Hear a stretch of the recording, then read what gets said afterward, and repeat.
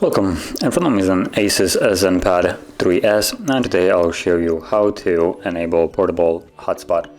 So to get started, pull down the notification panel, then you will find the toggle right here, and before you toggle it on, you want to actually hold it, and this will should take us to the settings. There we go, where we can change the password of it.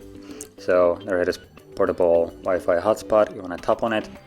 And here you have all the info. So you have network name, that's basically what's going to be name of Wi-Fi on the list of all the Wi-Fis that are in your area. So you can change it or keep it, it doesn't really matter. Then you have the type of security, just keep it as it is. Then you have the password, and here you can change the password to something that might be a bit easier to remember. You can choose any kind of password you want as long as it has 8 characters in length or more.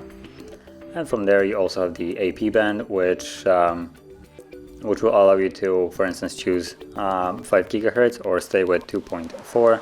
Now if you go with 5 gigahertz, the network will be better, faster, but if you're trying to connect with an older device to this, your older device might not actually support the 5 gigahertz. So if you don't see your network at all, even though it's on, just go back and drop it to 2.4, and then everything should be fine.